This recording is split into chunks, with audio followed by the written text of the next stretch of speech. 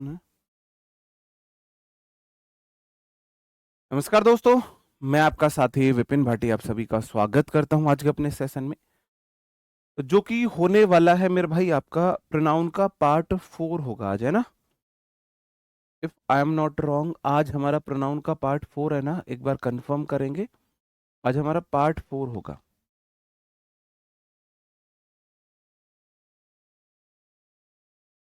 Pronoun का part आज हम 4 पढ़ने वाले हैं और आज आपका लास्ट पार्ट भी है ना। आज हम प्रोनाउन को कंप्लीट कर लेंगे। कोई भी एक ऐसा रूल नहीं है कि जो हमने प्रोनाउन का स्किप किया होगा। जी, बताओ कैसे हैं भाई आप सब लोग? ऑल गुड, सब बढ़िया हैं? ठीक है, करते हैं हम अपना। हाँ भाई,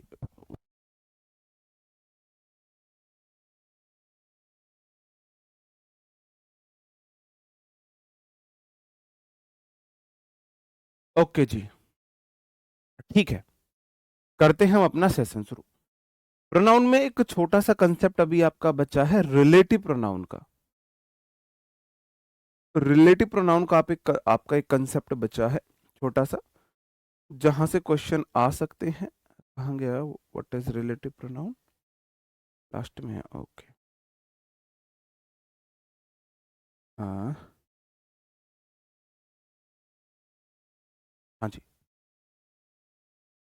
relative pronoun as a what, जब व्हाट क्वेश्चन नहीं पूछता है, जब व्हाट क्वेश्चन नहीं पूछता है उस टाइम पे मैं व्हाट को एज अ रिलेटिव प्रोनाउन बात कर रहा हूं। रिलेटिव प्रोनाउन हमारे दैट होता है, who होता है, विच होता है, और वो के केस भी हैं, whom और whose। विच के केस भी हैं, ऑफ विच जो होता है, ठीक है।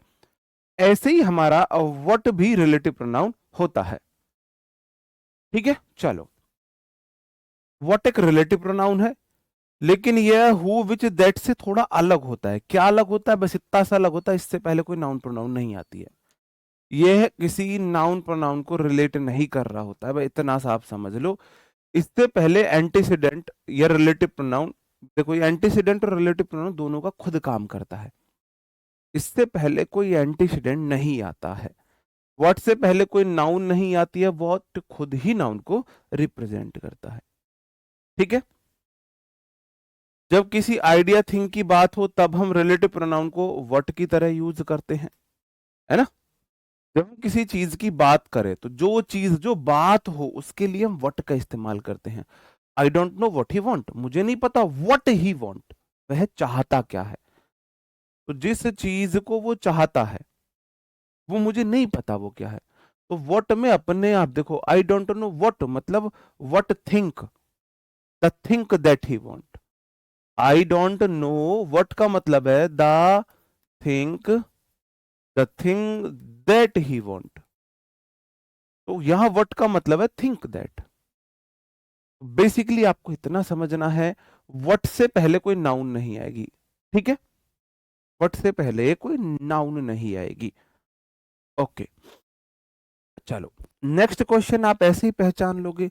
सी एक्सप्लेन्ड, अब यहां रिलेटिव प्रोनाउन विच आया है। आपको पता है हु या विच या दैट तब आते हैं जब उनसे पहले कोई एंटीसीडेंट हो, कोई नाउन हो। यहां इनसे पहले कोई नाउन नहीं आई है, V2 आई है, तो मैं सिर्फ और सिर्फ वट लगाऊंगा। ये तो बहुत इजी है, बहुत ज्यादा मुश्किल नहीं है इसका मतलब। जी, नाउन में वो भी कराएंगे, वो मैं ना वो मैं आपको वो उसमें कराता हूँ, वन वर्ड में कराता हूँ। मैं वन वर्ड में कराता हूँ। वूज कैसे हो जाएगा? हैपन्ड आगे भी V2 है, वूज तो कोई किसी भी तरह से नहीं हो सकता। मैंने बोला सीधा सीधा सिंपल सा रूल है, रिलेटिव प्रोनाउन तब आ सकता है व्हाट जब उससे पहले कोई नाउन प्रोनाउन नहीं है, तो व्हाट ही आएगा। बस इतना देख लो, बस इतना देख लो, बताओ, ठीक है। नेक्स्ट क्वेश्चन है, टेल मी वूम यूसा। तो टेल मी, मुझे बताओ, कोई एंटीसीडेंट नहीं है, whom you saw नहीं, what you saw, तुमने क्या देखा, तुमने क्या देखा। टेल मी व्हाट यू सा, एंटीसीडेंट नाउन होता है, नाउन नहीं है। टेल मी व्हाट यू सा, टेल मी व्हाट यू सा। क्लियर है? चलो आगे बढ़े, और कुछ क्वेश्चंस ले लो। कई बार ये पूरे के पूरी क्लॉज की तरह भी काम करता है, जब पूरी क्लॉज एक नाउन की तरह काम कर रही हो। What he said was true, what he said was true, जो उसने कहा वो सच था। तो ही सेड वॉज ट्रू, अब इसने यहां पर व्हाट क्वेश्चन नहीं पूछ रहा है, what he said was true. अब कोई और रिलेटिव प्रोनाउन सेंटेंस के स्टार्टिंग में नहीं आ सकता है, आपको पता है।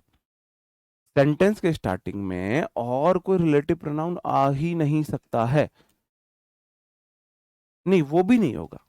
टेल मी वूम यू सा, नहीं वो भी नहीं होगा। whom did you surprised everyone, what did surprised everyone, whom नहीं what। मैंने आपको पहले ही बताया था, इस दोनों सेंटेंस एफर्मेटिव है, इंटेरोगेटिव नहीं है। Relative pronoun that which who आते हैं सेंटेंस के बीच में, सेंटेंस के स्टार्टिंग में सिर्फ और सिर्फ व्हाट आ सकता है। अब व्हाट या तो आएगा सेंटेंस के स्टार्टिंग में, या आएगा सेंटेंस के बीच में जब कोई नाउन ना हो एंटीसीडेंट के रूप में। अब देखो कितना इजी है, मैंने दो बातें आपको बताई, मैंने दो बातें आपको बताई, आप उस की पॉइंट को पकड़ा कीजिए। यहां रिलेटिव प्रोनाउन है, सेंटेंस के बीच में आई है। रिलेटिव प्रोनाउन मैंने आपको बताया, एक तो होते हैं हु और उसके केस, वो, whom, whose। एक होते हैं विच और उसके केस, विच और ऑफ विच। एक होता है दैट। अब इन सब की शर्त है हम या तो आएंगे सेंटेंस के मिडल में, है ना, मतलब सेंटेंस के स्टार्टिंग में नहीं आ सकते, सेंटेंस के स्टार्टिंग में ये नहीं आ सकते हैं। दूसरा, इनसे पहले कोई नाउन जरूर आती है, नाउन जरूर आती है इनसे पहले, इनसे पहले नाउन आती है। व्हाट जस्ट ऑपोजिट है, व्हाट ऐसा रिलेटिव प्रोनाउन है जो सेंटेंस के स्टार्टिंग में आएगा, या तो सेंटेंस के स्टार्टिंग में आएगा, या इससे पहले नाउन नहीं आई हो तब आएगा। जैसे इस सेंटेंस में देखो, अब रिलेटिव प्रोनाउन बीच में दिया, तो पहले नाउन नहीं है व्हाट आ गया, पहले नाउन नहीं है विच नहीं व्हाट आएगा, पहले नाउन नहीं है विच नहीं व्हाट आएगा। सेंटेंस के स्टार्टिंग में सिर्फ व्हाट आता है और कुछ नहीं आता है, व्हाट आता है as a relative pronoun, as relative pronoun. ठीक है, चलो आगे बढ़ता। और कुछ क्वेश्चंस है, सब जगह वही बात आपसे बोलूंगा, बस आप यही देखते चले जाना। जोर डालने के लिए भी इसका इस्तेमाल होता है। She gave me everything who she had, she gave me everything who she had. I told him all which I knew, अब मैंने उसे सब कुछ बता दिया, मैंने उसे सब कुछ बता दिया। I told him all. अब विच आई न्यू या व्हाट आई न्यू, जो मैं जानता था, जो मैं जानता था, व्हाट आई न्यू। व्हाट मतलब the thing that I knew, what मतलब the things that I knew. जो भी बातें मैं जानता था मैं उसे सब बता चुका हूं। हु आर यू इंटेरोगेटिव है, हु आर यू वो इंटेरोगेटिव है, आप समझो। हु आर यू, यहां ये इंटेरोगेटिव साइन आए, इंटेरोगेटिव है, इंटेरोगेटिव वर्ड है ये, रिलेटिव नहीं है ये। दूसरा, सी gave me everything who C had, she gave me everything, relative pronoun. यार भाई तुम तो कतई,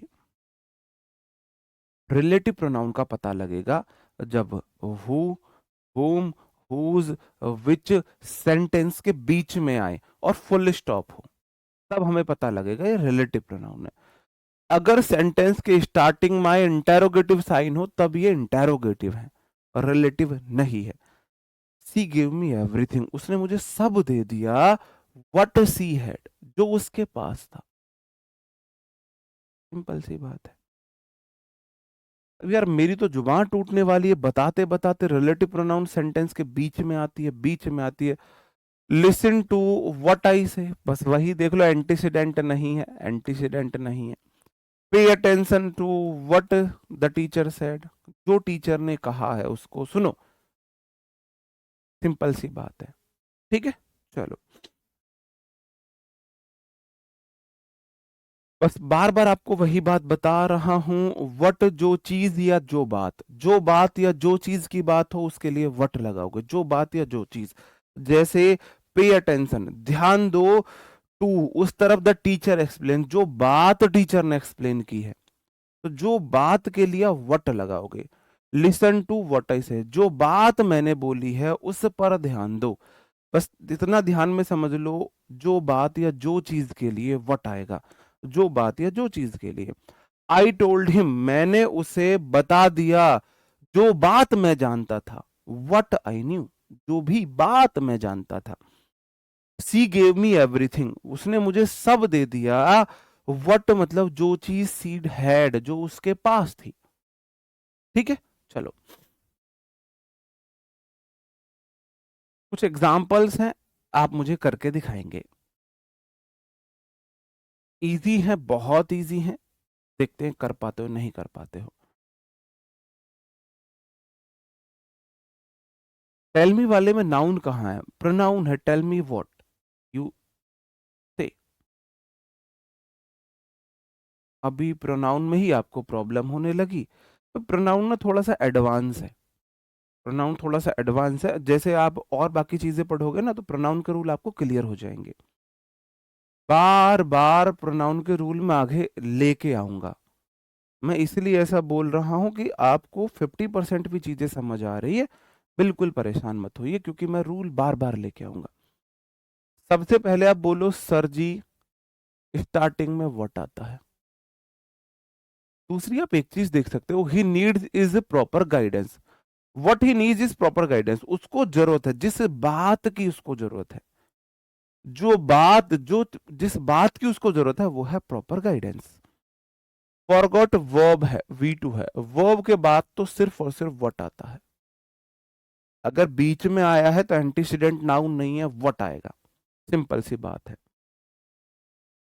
आप बोलोगे sir ji, whom you think doesn't matter here, तुम्हें क्या लगता है कौन सी चीज यहां पर मैटर नहीं करती है? मैटर नहीं करती है, तो आप बोलोगे जी what you think doesn't matter है। स्टार्टिंग में आया व्हाट आएगा। सिंपल सी बात है। ठीक है, चलो। आप बोल रहे हो सर जी, थिंग वाला था एवरीथिंग वाला।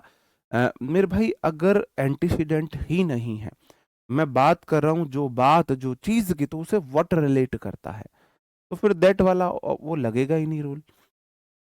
He could not understand, understand verb की V1 है, कुड नॉट V1। और आपको पता है वर्ब के बाद तो सिर्फ और सिर्फ व्हाट आता है, देखना ही नहीं कुछ और। वर्ब के बाद सिर्फ और सिर्फ व्हाट आता है। Who does, who matters most is honesty, whose matters या व्हाट मैटर्स मोस्ट, स्टार्टिंग में व्हाट आता है, व्हाट मैटर्स मोस्ट। ठीक है, ठीक है, इजी है। जो मैटर करती है सबसे ज्यादा वो है ईमानदारी, सबसे ज्यादा मैटर करती ही ईमानदारी। देखो, आप ईमानदार लोगों से फाइट कर सकते हो, कंपटीशन कर सकते हो, जीत भी सकते हो। दोगले लोगों से जीत ही नहीं सकते। कंपटीशन आपका हो ही नहीं, कंपटीशन ही मत करो दोगले लोगों से। जैसे मैं कभी दोगले लोगों से कंपटीशन नहीं करता। आज आप देखोगे दोगले लोग बहुत अच्छे से आगे बढ़ रहे हैं, बहुत अच्छे से आगे बढ़ रहे हैं, क्योंकि आज का समाज है ही दोगले लोगों का। दोगले, और मैं, बोलते हैं ना, चार चश्मे लगा के दोगले लोगों का दोगलापन देख रहा हूं। लेकिन मुझे फिर कई बार ना ये भी फील होता है कि यार ये टीचर कहलाने लायक ही नहीं है, ये कैसे खुद को टीचर बोलते हैं। एक स्टूडेंट को नहीं पता होता है, लेकिन जैसे आप स्टूडेंट हो, अब आपको पता है अपनी सच्चाई कि जो स्टूडेंट रियल में लाइब्रेरी में स्टूडेंट कितनी पढ़ाई कर रहे हैं, कितनी ईमानदारी से पढ़ाई कर रहे हैं, कितने लगन से पढ़ाई कर रहे हैं, है ना? हमें तो ऐसा ही लगता होगा भाई स्टूडेंट बहुत पढ़ रहा है, आपके माँ-बाप को भी ऐसा ही लगता है। लेकिन सच्चाई आपको पता है। आप स्टूडेंट के बीच रह रहे हो कि मैं खुद कितना पढ़ रहा हूँ और मेरा फ्रेंड सर्कल कितना पढ़ रहा है, कितनी ईमानदारी से हम पढ़ रहे हैं। ऐसी मैं टीचर कम्युनिटी में रह रहा हूँ, तो मुझे पता है कौन टीचर कितना ईमानदार, कितना दोगला है। बहुत सारे ऐसे टीचर्स हैं जिनको मुझे मतलब खुद ये शर्म आती है कि ये खुद को टीचर कैसे बोल सकते हैं। इतना दोगला कोई कैसे हो सकता है? मतलब हो भी कैसे सकता है कोई इतना दोगला टीचर होके? कम से कम टीचर प्रोफेशन को बिजनेसमैन मत बनाओ। मतलब इस प्रोफेशन में आके बिजनेसमैन मत बनो, किसी के इमोशन से मत खेलो। आज के टीचर की पहली प्रायोरिटी है स्टूडेंट्स के इमोशन से खेलना। स्टूडेंट के आज पता है इस बिजनेस में ये बिजनेस बन चुका है, अब ये मैं सच बता रहा हूं आपको। पहले क्या होता था, शिक्षा और चिकित्सा दोनों को धर्म माना जाता था, धर्म माना जाता। आज शिक्षा और चिकित्सा ही दोनों सबसे बड़े व्यवसाय हैं और दोनों में ही इमोशन से खेला जाता है। आज शिक्षा, कुछ लोग बचे हुए अंकित सर जैसे, मैं कोई इसलिए नहीं बोल रहा हूं मैं इस प्लेटफॉर्म से जुड़ा हुआ हूं या अंकित सर मेरे बॉस है, नहीं, रियल में मैंने नजदीक से ऑब्जर्व किया है इस चीज को। अंकित सर जैसे लोग, राहुल तेवतिया सर जैसे कुछ लोग बचे हुए हैं जिन्होंने आज भी शिक्षक की गरिमा को मेंटेन किया हुआ है। वरना शिक्षा को इतना बड़ा बिजनेस बना दिया है ना। और पता है खेला किससे जाता है? प्योरली इमोशन से। तुम कैसे स्टूडेंट्स को कैसे इमोशनल करके अपना बना सकते हो, उसके लिए साम दाम दंड भेद सारी नीतियां लगाई जाती है। लेकिन मुझे इतना भी पता है अगर ऊपर वाला कहीं है ना, वो जरूर देख रहा होगा, वो जरूर देख रहा होगा और वो इस चीज का जरूर तुम्हें मतलब तुम्हें भुगतना तो जरूर पड़ेगा, आज नहीं कल भुगतना पड़ेगा। हो सकता है तुम बहुत अच्छा नाम कर लो, पैसा कमा लो, लेकिन किसी दूसरे रूप में वो तुम्हें पनिश तो करेगा भाई, ये मेरा विश्वास है। वो पनिश करेगा क्योंकि शिक्षा को व्यवसाय नहीं बनाना चाहिए, हमें किसी के इमोशन से नहीं खेलना चाहिए। ठीक है, चलो। आज मन में ये बात आई, यहाँ ये बात चली, मन में आई, और आपको पता है मेरा ऐसा नेचर है, कोई बात मन में आती है तो मैं डिस्कस कर लेता हूँ, मैं डिस्कस कर लेता हूँ। आप जिन किसी का भी नाम ले रहे हो ना, वो सब इस कैटेगरी में आते हैं जो मैंने अभी बोली है। आपको लगेगा ये छोटा सा टीचर ये दूसरों के लिए इतनी बात बना रहा है, लेकिन मैं उस डिपार्टमेंट का, उस सेगमेंट का एक अंग हूँ, के अंदर हूँ मैं, तो मुझे पता है। अब तक के जितने भी टीचर का आपने नाम लिया है, जितने भी टीचर का नाम लिया है, सब उसी कैटेगरी में आते हैं जो आपके इमोशन से खेलते हैं, शिक्षा को व्यवसाय बना के रखा हो। इतना बोल सकता हूँ। बस मैं इतना, जो भी नाम आपने अब तक लिए, इतना क्योंकि मैं अंदर हूं, मुझे पता है चीजें कैसे कैसे प्लान किया जाता है स्टूडेंट्स के इमोशन से खेलने के लिए, किस तरीके से प्लान किया जाता है। हम कभी उस प्लान का हिस्सा नहीं रहे, इस बात का हमें घमंड। बोलते हो ना सर आप किस बात का, आपको मुझे एज अ टीचर इस बात का घमंड हो सकता है कि कभी मैंने आज तक किसी स्टूडेंट्स के इमोशन से नहीं खेला, उसके इमोशन को अपनी पॉपुलैरिटी का माध्यम नहीं बनाया आज तक। किसी स्टूडेंट के इमोशन को अपनी पॉपुलैरिटी का माध्यम नहीं बनाया, इस बात का घमंड, और कोई घमंड नहीं है। चलो हम अंतर देखते हैं इट्स और इट्स में, इसमें हम अंतर देखते हैं। हाँ, खान सर रियल लिजेंड है, ठीक है। इट्स और इट्स में, इट तो आपको पता ही है, इट प्रोनाउन है, एनिमल बर्ड्स थिंग्स और टाइम वेट उन सब के लिए आता है, ठीक है।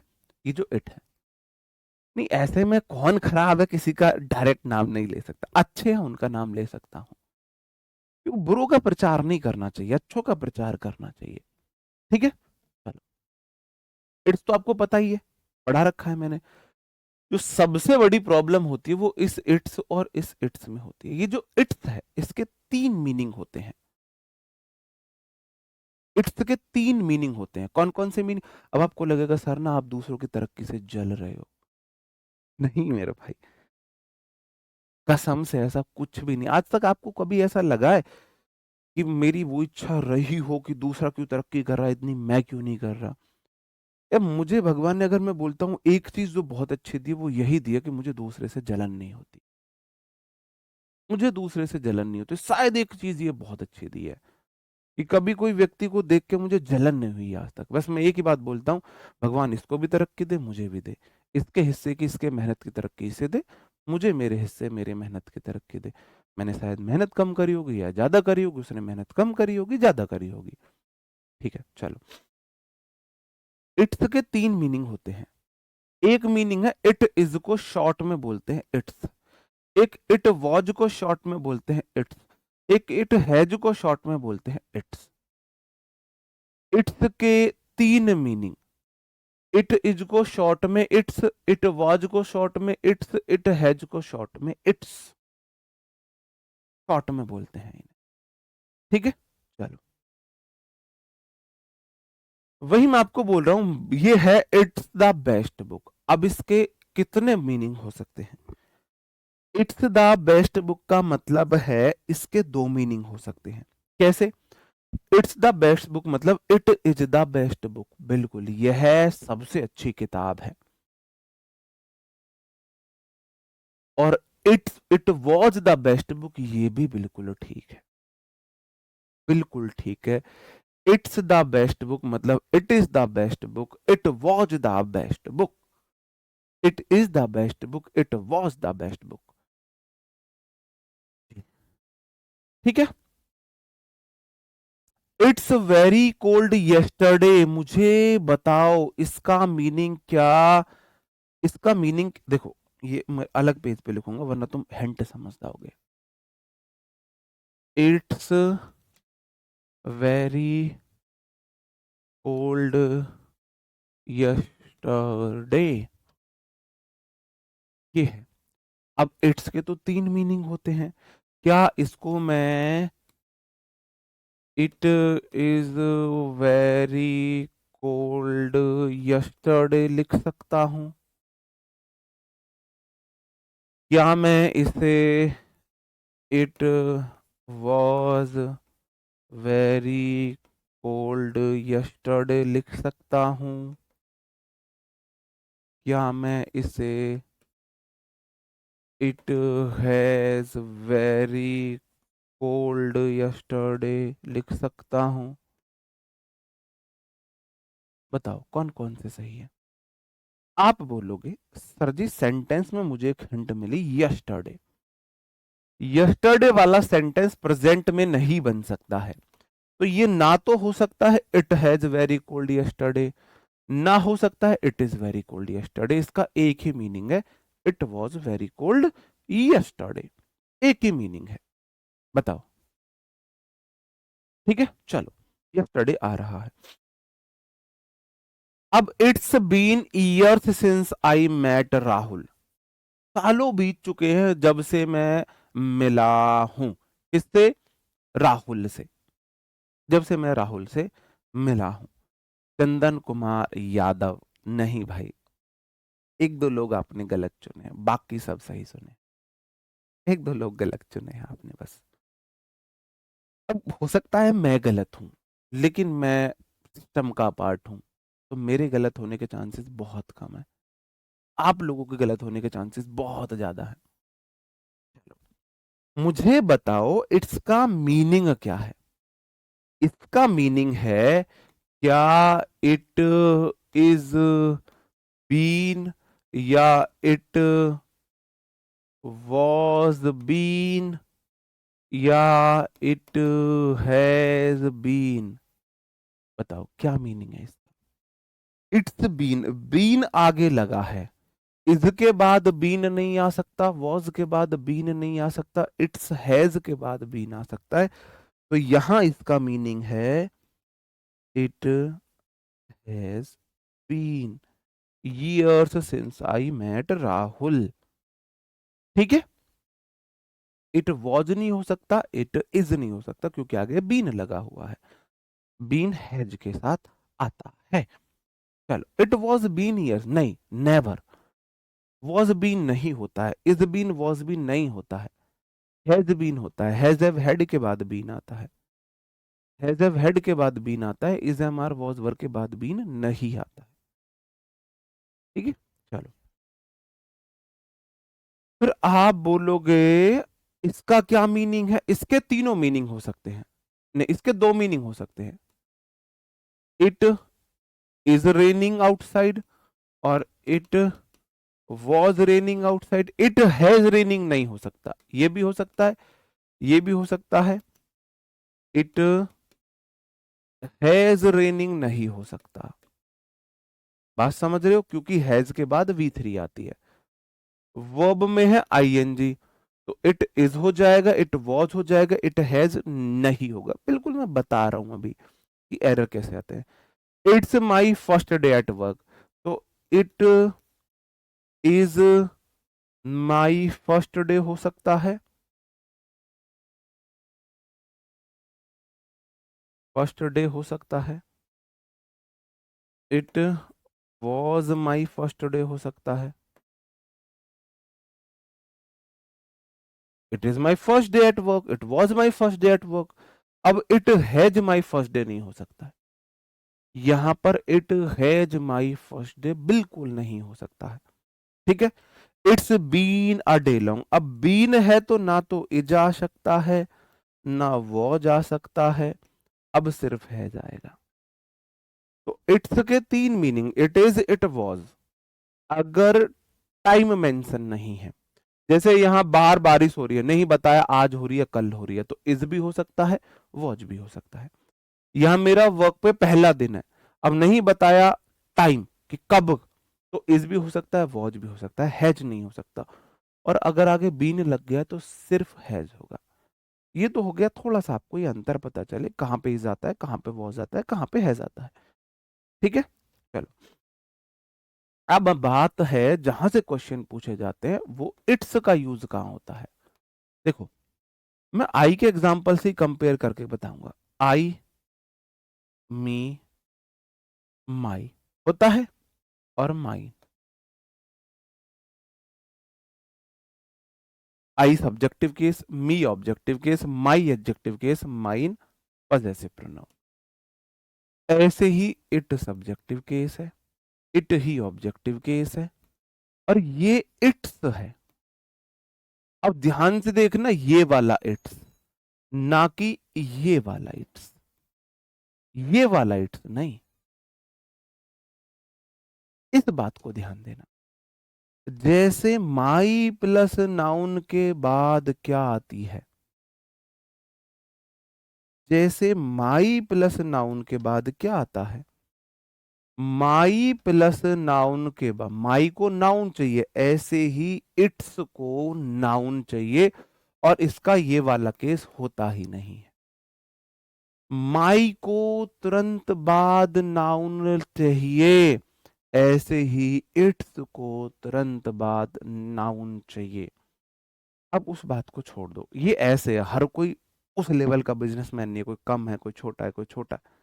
थोड़ा बहुत तो सब करते हैं, ऐसे नहीं है थोड़ा बहुत कोई नहीं करता, थोड़ा बहुत तो जो मैंने नाम लिए अच्छे में, थोड़ा बहुत तो वो भी करते हैं, क्योंकि फिर संस्था चलानी है, फिर कहाँ से फीस देंगे, तो थोड़ा बहुत तो वो जायज है, थोड़ा बहुत चलता है। लेकिन एक मत ना बोल देना कि मेरा प्राइम जो है वो है पर्पस है वो सिर्फ दूसरा ही है, वो नहीं होनी चाहिए चीज। ठीक है, तो मेरे भाई अपस्टफी एस मतलब वो दिखाता है इज वाले इज को, वॉज वाले इज को, हैज वाले इज को। ये जो इट अपस्टफी एस है ये दिखाता है इट इज को, इट वॉज को, इट हैज वाली इस वाली एस को। पता है इसे हम शॉर्ट फॉर्म बोलते हैं, कॉन्ट्रैक्टेड फॉर्म बोलते हैं। तो इसमें ये वाली इस है, ये वाली इज है, ये वाली इज है। पता है कैसे, जैसे आपने बोला डू नॉट की कॉन्ट्रैक्टेड फॉर्म होती है डू, और बीच वाले ये खा गए अपस्ट्रफी से लगा के लास्ट में टी लगा दिया, एंटी, डोंट। डू नॉट को डोंट बोलते हैं, डिड नॉट को डिडंट बोल देते हैं, डिडंट बोल देते हैं। ऐसे ही इट इज को शॉर्ट में इट्स बोलते हैं, तो ये आई को खा जाते हैं, अपस्टफी एस लगा देते हैं, ये वाली एस है अपस्टफी में। और अगर ये नहीं है तो ये माई वाली है। अब शर्त क्या है, माई को चाहिए अपने बाद नाउन, माई को चाहिए अपने बाद में नाउन, इट्स को चाहिए अपने बाद में नाउन। ठीक है, a leopard can not change its spot. अब इट्स के बाद क्या आया है, नाउन आया। जो लेपर्ड होता है वो अपने स्पॉट को चेंज नहीं कर सकता है। आ लेपर्ड कैन नॉट चेंज, किसके, लेपर्ड के लिए इट आया है, इट का एडजेक्टिव के इट्स। जैसे मैं बोलूं आपसे I can handle my problems, जैसे मैं बोलूं I can change my hand writing, I can't change लिखो, आपको थोड़ा ज्यादा अच्छे से समझ में आएगा। चेंज माई हैंड राइटिंग, तो I can't change my writing, I के लिए मैंने माई लगाया, आई के लिए माई, आई के लिए माई। लेपर्ड के लिए आप इट प्रोनाउन करोगे, एनिमल है, और it, it's spot, it's spot, it's spot. A leopard can't change its spot. जैसे आई के लिए माई है, ऐसे ही लेपर्ड क्या है, एनिमल है, एनिमल के लिए आप इट प्रोनाउन करोगे यूज, तो इट्स स्पॉट हो जाएगा। The cat can't clean its fur, जो कैट है अपने फर को क्लीन नहीं कर सकती, ये नाउन है। तो आगे नाउन दिखते ही ये वाला इट्स नहीं आएगा, ये वाला इट्स आएगा। मेरा कहने का मतलब ये है। कुछ एग्जाम्पल्स लेते हैं, बहुत इजी है समझना, बहुत आसान है, सिंपल सी बात है। अगर आगे आपको नाउन दिख जाती है, every student must carry it's, तो नहीं आएगा, यहाँ पे गलत है, यहाँ तो हिज आएगा, his ID card. Every student must carry his ID card आएगा, इट्स नहीं आएगा, यहाँ पे तो गलत है। The company has, the company changed it's rule, अब ये वाला ठीक है। कैसे, आप बोलोगे द कंपनी चेंज, कंपनी के लिए आप इट प्रोनाउन यूज करोगे, कैसे यूज करोगे, मैं बता रहा हूं क्यों यूज करोगे। कंपनी क्या है, कंपनी है नाउन, नाउन के लिए थर्ड पर्सन प्रोनाउन यूज होते हैं, कौन कौन से थर्ड पर्सन है, ही, शी, इट और दे। अब कंपनी कोई व्यक्ति नहीं है तो ही और सी तो नहीं आ सकता, कंपनी सिंगुलर है तो दे नहीं आ सकता, इट आएगा। इसलिए कंपनी के लिए हम क्या प्रोनाउन यूज करते हैं, इट प्रोनाउन यूज करते हैं। तो कंपनी चेंज इट्स रूल, आगे रूल नाउन है, तो नाउन है तो अपस्ट्रफी एस वाला नहीं आएगा, सिंपल वाला आएगा। ठीक है, नेक्स्ट क्वेश्चन है, the car lost its balance. जो कार है, कार के लिए आप इट प्रोनाउन लगाओगे, ऐसी कार कोई व्यक्ति तो है नहीं, तो ही सी तो आ नहीं सकता, एक कार है, दे भी नहीं आ सकता, तो इट प्रोनाउन यूज होगा। इट लॉस्ट इट्स, तो ये वाला नहीं, बैलेंस नाउन है। ए एन सी ई वाले और ई एन सी ई वाले वर्ड नाउन होते हैं, तो बैलेंस नाउन है, तो ये वाला इट्स नहीं आएगा, ये वाला इट्स आएगा। ये तो इट इज हो गया ना, इट इज हो गया। आ ट्री लॉसेस इट्स लीव नहीं आएगा, लीव्स क्या है, नाउन है, तो ये वाला इट्स आएगा, ये वाला इट्स। समझ रहे हो, एक पेड़ होता है अपने पत्ते विंटर में, अपने पत्ते, ट्री उसके पत्ते, ट्री इट है तो इट्स लीव होगा। कार इट है, इट्स बैलेंस। कंपनी इट है, इट्स रूल होगा। एवरी स्टूडेंट के लिए ही यूज करोगे, इसलिए हिज आएगा। देखो स्टूडेंट है नाउन, नाउन के लिए आप यूज करोगे third person he, she, it, they. अब मेरे भाई प्लूरल तो है नहीं, दे तो नहीं आएगा, व्यक्ति है तो इट तो नहीं आएगा, ही या सी। जब जेंडर क्लियर ना हो, ही को प्रायोरिटी देते हैं। एवरी स्टूडेंट के लिए आप ही प्रोनाउन यूज करोगे, इसलिए उसका केस हिज आएगा। ठीक है, चलो वट का रूल इतना है, सेंटेंस के स्टार्टिंग में वट आता है, अगर पहले कोई एंटीसीडेंट नाउन नहीं है वट आएगा। दो बातें पता होना चाहिए, वट से क्वेश्चन गलत नहीं होगा। ठीक है, बस, बिल्कुल। और आगे बढ़ लो, और आगे ये है, नेक्स्ट लास्ट क्वेश्चन है, the machine is known for its efficiency. ENCY वाले वर्ड हमारे नाउन होते हैं, NC वाले वर्ड हमारे नाउन होते हैं। पेज 13 में नाम आया है, आगे क्या होगा? आगे आप उसका प्रोसीजर फॉलो करो, साइट को देखते रहो, है ना। बताओ भाई, मुझे नहीं पता, सिमरन गुड़िया मुझे नहीं पता होगी या नहीं होगी, एक बार उस पे देख लीजिए चार्ट में। आप बोलोगे the machine is known for, अब मशीन है तो इट प्रोनाउन यूज करेगी। एफिशिएंसी, इट्स आगे नाउन है, तो नाउन के लिए ये वाला इट्स नहीं आएगा, ये वाला आएगा। जैसे बोल के देखो माई एफिशिएंसी, अगर माई एफिशिएंसी ठीक है तो इट्स एफिशिएंसी। एंटीसीडेंट कोई नाउन होता है भाई, अगर उससे पहले कोई नाउन है तो एंटीसीडेंट है, नहीं है तो नहीं है। इतना आसान है इट्स को करना, आप माई लगा के देख लो, क्या माई रूल हो सकता है? आप बोलोगे माई रूल ही तो होगा, आई एम रूल तो नहीं होगा, माई रूल होगा। इट इज रूल तो नहीं होगा, माई रूल होगा। ठीक है, क्या माई बैलेंस हो सकता है? आप बोलो माई बैलेंस होगा तो इट्स बैलेंस होगा, जहां माई वहां इट्स। आप देखो माई लीव्स हो सकता है, मेरी पत्तियां, ऐसे इट्स लीव्स हो जाएगा। माई आईडी कार्ड हो सकता है, इस तरीके से आपको देखना है। चलो, मैंने आपको रिलेटिव प्रोनाउन करा दिया, मैंने आपको इट और इट्स में अंतर करा दिया। अब हमारी जो बात आती है वो आती है रिफ्लेक्सिव प्रोनाउन की।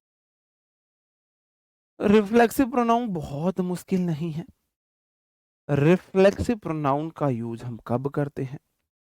जब सेंटेंस में सब्जेक्ट और ऑब्जेक्ट दोनों एक ही हो, सेंटेंस में डूअर और रिसीवर एक हो, सब्जेक्ट ने एक्शन खुद किया हो, उसे रिसीव भी खुद किया हो, वहां पर हम रिफ्लेक्सिव प्रोनाउन की का यूज करते हैं। सब्जेक्ट और ऑब्जेक्ट सेम हो, वहां पर रिफ्लेक्सिव प्रोनाउन यूज होता है। एक्शन क्या हुआ है? एक्शन हुआ है भाई साहब चांटा मारने का। किसने मारा? आई ने। किसको मारा? खुद को। आई स्लैप्ड माई सेल्फ। एक्शन क्या हुआ है? चांटा मारने का। किसने मारा? मैंने। किसको मारा? खुद को। आई स्लैप्ड माई सेल्फ। जब एक्शन भी वही करे, उसे रिसीव भी वही करे, ऐसे केस में हम रिफ्लेक्सिव प्रोनाउन का इस्तेमाल करते हैं। ठीक है, एक्शन हो। अब आप बोलो सर सब्जेक्ट कॉम्प्लीमेंट क्या होता है? जब सब्जेक्ट कोई एक्शन ना करके उसके बारे में बताया जाए। जैसे मैं बोलूं आई एम आ टीचर, अब यहां आप बोलोगे सर जी आई भी सब्जेक्ट है और टीचर आई ही तो है, तो ये भी तो रिफ्लेक्सिव केस नहीं, यहां कोई एक्शन नहीं हुआ। बिल्कुल, यहां कोई एक्शन नहीं हुआ है, यहां टीचर आई को बोला गया, आई के बारे में एक्स्ट्रा इंफॉर्मेशन मिली है, इसलिए ये क्या है? ये कॉम्प्लीमेंट है, पूरक है इसका। किसका? सब्जेक्ट का। ऑब्जेक्ट के कॉम्प्लीमेंट भी होते हैं, ऑब्जेक्ट कॉम्प्लीमेंट भी होते हैं, मैं आपको ऑब्जेक्ट वाले भी बताऊंगा, है ना। चलो, बहुत लकी हो, आपको अपने मम्मी पापा से थप्पड़ मिल रहे हैं। दुनिया का सबसे लकी इंसान वो है जो अपने माँ बाप और गुरुओं से पिटा है। वो कभी आपने हमारी जनरेशन वालों को आपने कभी सुसाइड करते हुए नहीं देखा होगा, रेयरली केस में देखा होगा। हमारी क्लास में, मैं आपको बताऊं, हमारी क्लास में 12-13 गर्ल्स थी और 17-18 हम बॉयज थे, लगभग 20 का हमारा क्लास में स्टूडेंट्स थे। और जब हमारे टीचर मारा करते थे, बहुत पिटे हैं हम, तो क्वेश्चन कराया, नहीं हुए खड़े हो जाओ, वो गर्ल्स हाथ ऊपर कर लो, बॉयज मुर्गा बन जाओ। तो जो इंसान 18-20, 15-20 गर्ल्स के बीच मुर्गा बना हो, उसकी सेल्फ रेस्पेक्ट कहां बची है फिर? मुर्गा बनने के बाद फिर हाथ पकड़ के 360 हमें कूटते थे। तो भाई अब एक बात मुझे बताओ, जब मैंने उस लेवल का ह्यूमिलिएशन झेल लिया, ह्यूमिलिएशन उस लेवल का झेल लिया, तो कभी किसी की डांट फटकार, इससे मेरे को क्या ही फर्क पड़ेगा? आजकल के बच्चे, अगर टीचर ने थोड़ा सा हाथ लगा दिया, पीट दिया, तो भाई साहब माँ बाप एफआईआर करने के लिए तैयार हो जाते हैं। फिर वही बच्चे जब समाज में आके थोड़ी सी बेइज्जती उनको सहन होती है, तो भाई साहब सुसाइड करने लगते हैं, सुसाइड करने में लगते हैं। बताओ। तो हम बहुत लकी हैं, हम बहुत लकी। और एक कंडीशन, सबसे वर्स्ट कंडीशन क्या होती थी? लड़कों को मुर्गा बन जाओ लाइन से, लाइन से मुर्गा बना के। और हमारे टीचर इस जल्लाद किस्म के थे, जो डंडा होता था ना, उसको पकड़ने के लिए भी, खुद के लिए देखो कितनी उनके अंदर वो थी, उसको पकड़ने के लिए भी उसके ऊपर कपड़ा लपेटते थे, जिससे कि क्वेश्चन बन जाए, पकड़ने में गद्दा सा फील हो। डंडे के ऊपर कपड़ा लपेट के और फिर डंडा पकड़ के लाइन से मुर्गा बना के फिर पीछे से मारते थे, बहुत मारते थे। इसलिए डिप्रेशन हमारे आसपास साइड से निकल जाता है, डिप्रेशन आने के निकल निकल यहां से। डिप्रेशन हमें नहीं आ सकता भाई, अब थोड़ा बहुत तो आ सकता है, वो अलग चीज है। आजकल के बच्चों में डिप्रेशन इसीलिए है, उन्होंने वो जिल्लत, वो चीजें झेली ही नहीं है। वो क्या जाने 10-15 गर्ल्स के बीच में पिटना कैसा फील होता है। अब पहले दिन पिटे तो बड़ा फील होता है, और फिर जब रोज पिटने लगे तो फर्क ही नहीं पड़ता है मेरे भाई, है ना? हाँ जी। चलो, अब समझे, आई स्लैप्ड माई सेल्फ, मैंने खुद को चाटा मारा, सब्जेक्ट ने ही एक्शन किया है। ठीक है, चलो, जो जो मुर्गा बना है उसको दिक्कत नहीं है। अब देखो, सेल्फ वाले जो वर्ड होते हैं, सेल्फ या तो आएगा सेल्फ या फिर आएगा सेल्फ। ये रिफ्लेक्सिव भी होते हैं और एम्फेटिक प्रोनाउन भी होते हैं। अब एम्फेटिक कब होते हैं? जब नाउन ही जोड़ डाले। I myself did this work, मैंने खुद किया ये काम, मैंने खुद किया है ये काम। I myself, I myself, I myself. जी बताओ। I myself did this work. अब मैं यहां पर देखो, काम कुछ और है, दिस वर्क मेरा ऑब्जेक्ट है, सब्जेक्ट ऑब्जेक्ट सेम नहीं है। जब सब्जेक्ट पे एम्फेसाइज किया जा रहा हो, एम्फेटिक प्रोनाउन मतलब थोड़ा एम्फेसाइज कर रहा है, जोर डाल रहा है, बिल्कुल। तो यहां पर माई सेल्फ जो है वो एम्फेटिक प्रोनाउन है। क्या है? माई सेल्फ एम्फेटिक प्रोनाउन है। सब्जेक्ट पर जोर डालने के लिए अगर सेल्फ या सेल्फ्स आए तो वो एम्फेटिक प्रोनाउन है, और अगर ऑब्जेक्ट के रूप में आए तो रिफ्लेक्सिव प्रोनाउन है। अंतर समझे? अगर सब्जेक्ट के तुरंत बाद आए, वर्ब से पहले आए एम्फेटिक है, वर्ब के बाद आए रिफ्लेक्सिव है, वर्ब से पहले एम्फेटिक, वर्ब के बाद रिफ्लेक्सिव।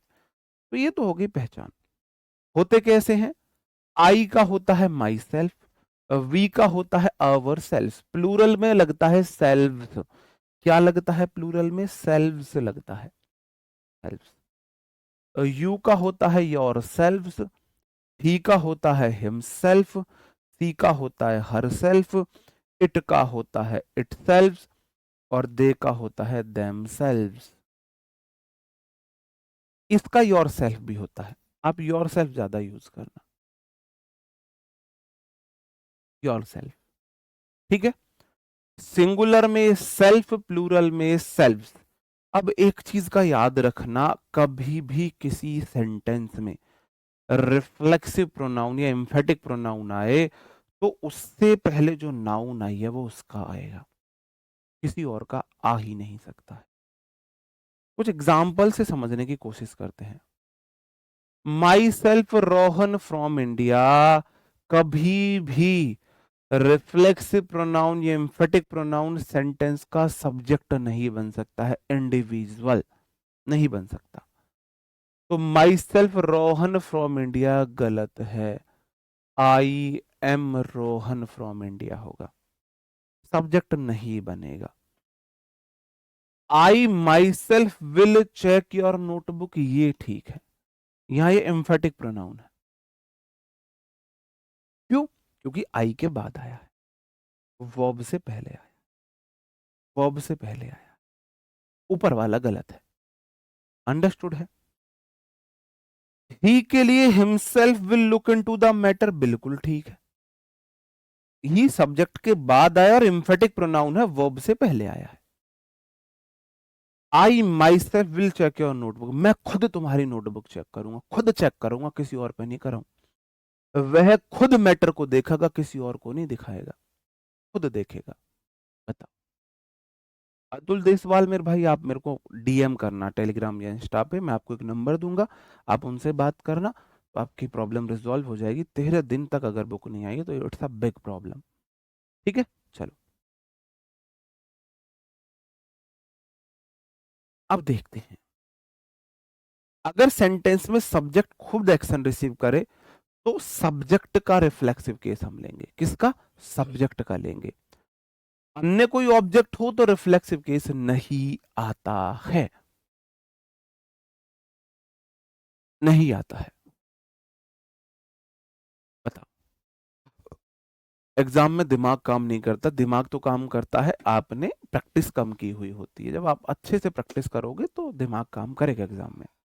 डीएम मतलब direct message, personal message, group में नहीं, इंडिविजुअली। डीएम मतलब होता है इंडिविजुअली, आप ग्रुप वगैरह में नहीं, पर्सनल मैसेज करो। बताओ। आई पॉइजन मी, अब पॉइजन मतलब जहर। अब मैं तुम्हारे सामने जहर पी के दिखा रहा हूं भाई साहब, मान के चलो ये जहर है। इतना बहुत है, इतना बहुत है जहर, इतना जहर बहुत है या और ज्यादा पीना है? अब मैं पी रहा हूं जहर, मैं करूंगा अमिताभ की तरह, हाँ मैं, हाँ उल्टियां करूंगा। अमिताभ ने खीर की उल्टियां की थी जैसे। अब जहर किसने पिया? आई ने। एक्शन हुआ जहर पीने का, किसने किया एक्शन? आई ने। जहर किसको रिसीव हुआ? आई को ही। तो जब सब्जेक्ट और ऑब्जेक्ट सेम हो तो रिफ्लेक्सिव केस आता है, माई सेल्फ आएगा। इतनी सी बात है बस, इतनी सी बात है भाई। 47 पे कोई चांसेस नहीं है एससीएम में, मुझे नहीं लगते 48 पे कोई चांसेस होंगे। ठीक है, चलो।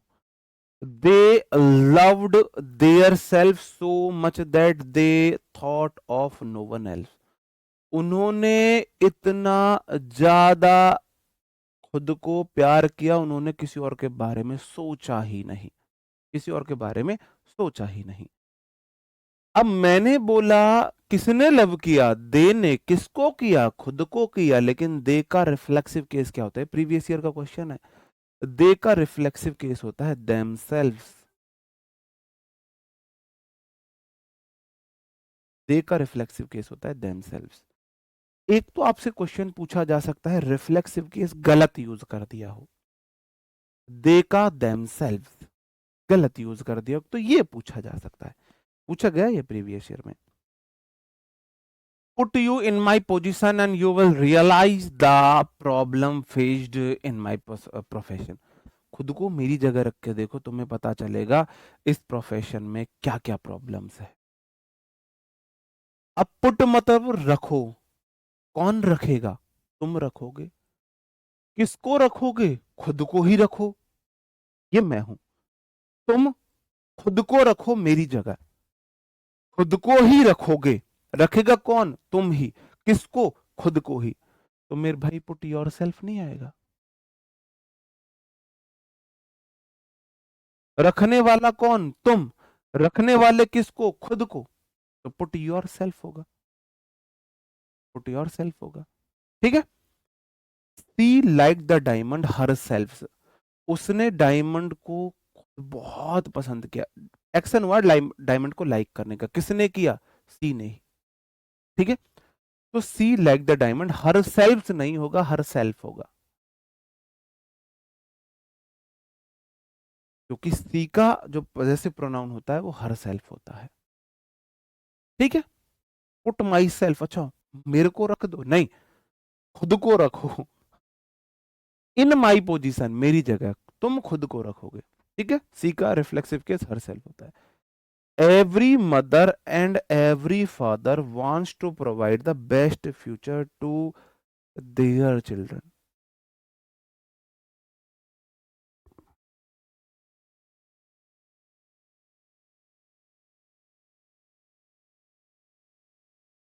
ये तो ठीक है, ये तो इसका एरर है ही नहीं, तो फिर गलती, हाँ, ठीक है। To provide the best future, ये क्वेश्चन छोड़ो अभी, ये इसका नहीं है। क्वेश्चन में एरर कहां से आते हैं वो मैं आपको बताऊंगा। आ हाउस,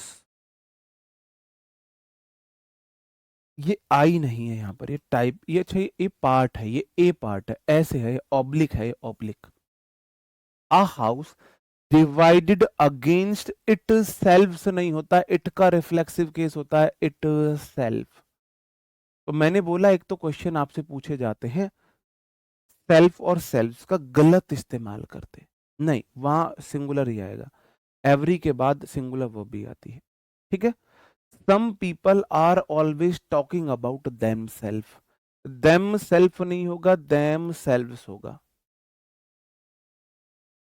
एक तो क्वेश्चन पूछे जाते हैं आपसे सेल्फ और सेल्फ का गलत इस्तेमाल करके, कि आना चाहिए सेल्फ से लगा दिया सेल्फ, आना चाहिए सेल्फ लगा दिया सेल्फ। ठीक है, एक तो ऐसे पूछ सकते हैं। ठीक है, और देखते हैं। तो दूसरा, मेरी कुछ वर्ब्स होती हैं, और यही वर्ब आपको याद करनी है, और फालतू की वर्ब आपको याद नहीं करनी है, और नहीं याद करनी है। Apply, avail, adept, reconcile, resign, avenge, amuse, acute, acquit, exert, adjust, pride, absent, और एक प्रेजेंट भी लिख लेना।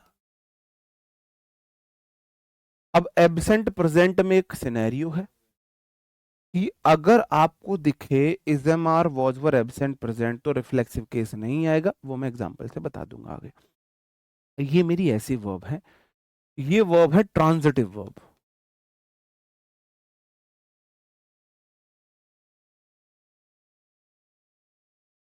ट्रांजिटिव वर्ब्स को हिंदी में बोलते हैं सकर्मक क्रिया, सकर्मक क्रिया। मतलब ये एक सहकर्म, ऐसी क्रियाएं हैं जो कर्म को साथ लेके चलती हैं। ट्रांजिटिव वर्ब्स मतलब ऑब्जेक्ट मांगने वाली, ऑब्जेक्ट लेने वाली वर्ब। बिना ऑब्जेक्ट के ये वर्ब्स मर जाती हैं, ये वर्ब्स बिना ऑब्जेक्ट के सुसाइड कर लेंगी, मर जाएंगी। ये वर्ब्स बिना ऑब्जेक्ट के रह ही नहीं सकती हैं, बिना ऑब्जेक्ट के नहीं रह सकती हैं। अब ऑब्जेक्ट क्या होता है, ऑब्जेक्ट क्या होता है, अब आप मुझे बताओ सर। ऑब्जेक्ट ये होता है, ऑब्जेक्ट मतलब इनके बाद, इन्हें ऑब्जेक्ट चाहिए तो इन्हें अपने बाद चाहिए कोई नाउन या प्रोनाउन। सही बात है। क्या होता है ऑब्जेक्ट, ऑब्जेक्ट क्या होता है, इन्हें अपने बाद नाउन चाहिए या प्रोनाउन चाहिए। अगर नाउन या प्रोनाउन नहीं है तो इनके बाद हम सब्जेक्ट का रिफ्लेक्सिव केस का इस्तेमाल करेंगे, उसे हम ऑब्जेक्ट बना देंगे।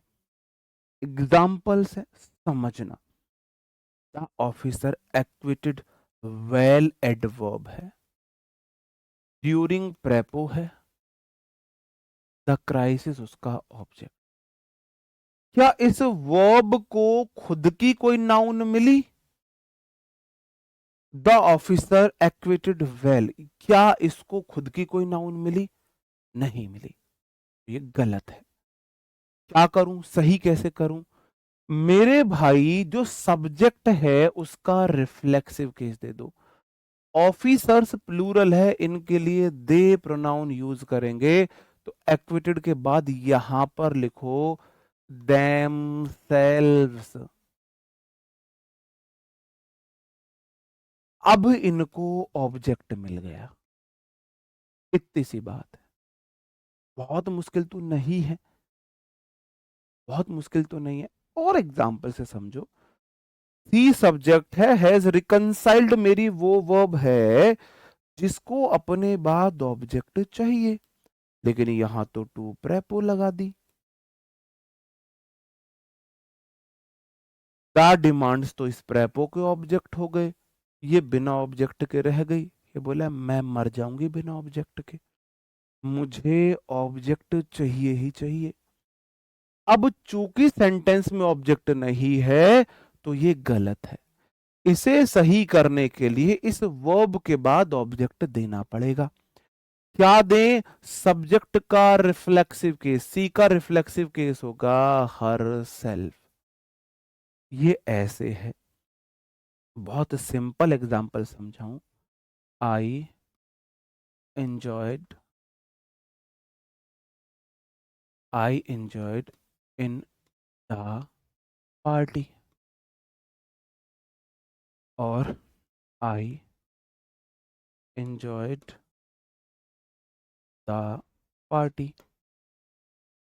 इससे बहुत आसानी से समझ में आ जाता है, हर बैच में मैं एग्जांपल देता हूं, इसलिए हर बैच में देता हूं। आई एंजॉयड द पार्टी और I enjoyed during the party, in the party.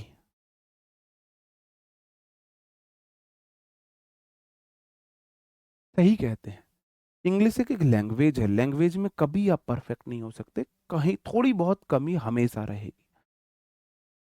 आप बोलोगे सर जी एंजॉयड वो वर्ब है जो आपने अभी बताई, देखो ये रही वो वर्ब। एंजॉय इसमें लिखा हुआ है? नहीं लिखा हुआ, एंजॉय लिख लो। एब्स ये लिखा हुआ, ये रही एंजॉय। ये वो वर्ब है जिसको अपने बाद ऑब्जेक्ट चाहिए ही चाहिए। इस वाले सेंटेंस में enjoyed V2 in prepo, the party उस प्रेपो का ऑब्जेक्ट। एंजॉय को कुछ नहीं मिला, मर जाएगी ये। इसे जिंदा करो तो आपको लिखना पड़ेगा माई सेल्फ। अब ठीक है। अब नीचे वाला सेंटेंस बताओ, क्या नीचे वाला सही है? क्या नीचे वाला सही है? नीचे वाला बिल्कुल सही है। I subject, enjoyed verb, the party इसका ऑब्जेक्ट है। और ऊपर वाले का मतलब है मैंने पार्टी में एंजॉय किया, नीचे वाले का मतलब है मैंने पार्टी एंजॉय करी। तो या तो आप पार्टी एंजॉय करोगे या पार्टी में एंजॉय करोगे। पार्टी एंजॉय करी मतलब बढ़िया बढ़िया ब्रांड ब्रांड थी, आपने बढ़िया बढ़िया चखना था, आपने बढ़िया से पार्टी को एंजॉय किया। पार्टी में एंजॉय किया, आपके यार दोस्त फ्रेंड सर्कल थे, आपने बढ़िया से मस्ती करी सबके साथ, तो आपने पार्टी में एंजॉय किया। अंडरस्टूड? नीचे वाला सही है। भाई वर्ब को ऑब्जेक्ट चाहिए, मिल गया ऑब्जेक्ट। ऐसे ही ये मेरी वर्ब्स हैं, इनमें आपको खुद बताना है फटाफट। अब मुझे आप थोड़े से मैच्योर लग रहे हो,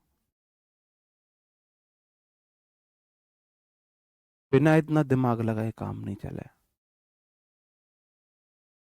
इतना तो ये दिमाग एक वो चीज है, जितना खर्च करोगे उतना निखरेगा, इसकी कैपेसिटी कभी खत्म नहीं हो सकती। और बोल रहा है भाई मैं दिमाग क्यों लगाऊं, तरस आ रहा है भाई मेरे को आप पर, तरस आ रहा है।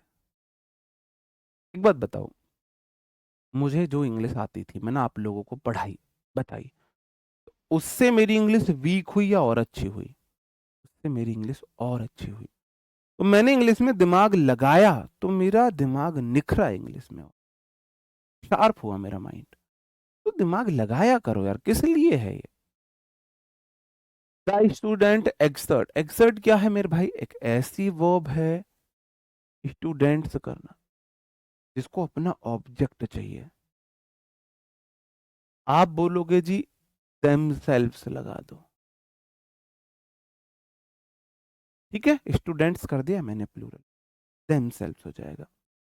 You will have to apply, आगे टू लग गया, प्रेपो नहीं, प्रेपो दे दी, वर्ब नहीं है, तो यू का रिफ्लेक्सिव केस आ जाएगा योर सेल्फ, योर सेल्फ। ठीक है, आगे बढ़ जाता हूं। कुछ टेस्ट योर सेल्फ है, कैसे करोगे? आई प्राइड ऑन प्रेपो है, ये बोला है मैं मर जाऊंगे बिना रिफ्लेक्सिव केस के, तो माई सेल्फ आएगा, माई सेल्फ आएगा। We should avail of prepo है, इसको रिफ्लेक्सिव केस नहीं दिया तो you should avail yourself लगा दो, इतना तो इजी है। The teacher along with his followers absented, V2 है, क्या है यहां पर, ये प्रेपो है, यहां पर क्या आ जाएगा, द लीडर के लिए हिमसेल्फ, क्योंकि इसको ऑब्जेक्ट चाहिए। अब यहां क्वेश्चन मेरा आया एबसेंट प्रेजेंट वाला, अब मैं यहां बताता हूं आपको एबसेंट और प्रेजेंट, ये मेरे भाई वर्ब भी होते हैं और ये एडजेक्टिव भी होते हैं। अब ये वर्ब कब है, एडजेक्टिव कब है?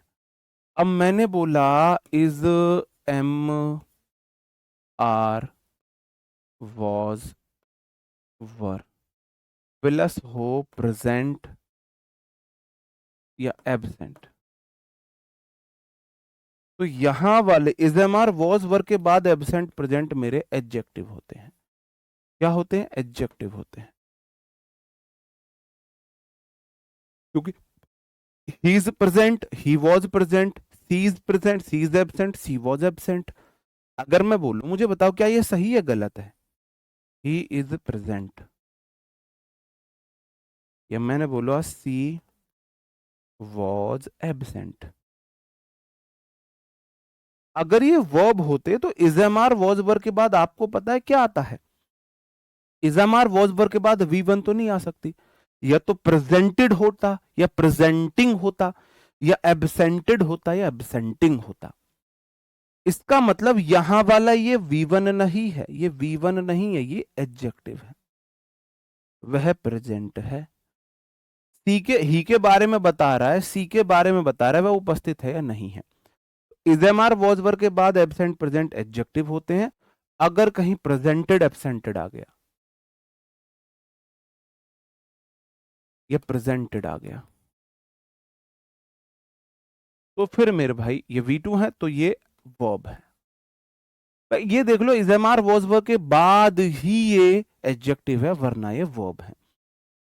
आपने देखा था यहां वाले सेंटेंस में एब्सेंटेड है, एब्सेंटेड V2 है, V2 है तो वर्ब है, वर्ब है तो रिफ्लेक्सिव केस लेगा, एडजेक्टिव है तो रिफ्लेक्सिव केस नहीं लेगा। ठीक है, चलो आगे बढ़ते हैं। यार भाई एसी चला लो।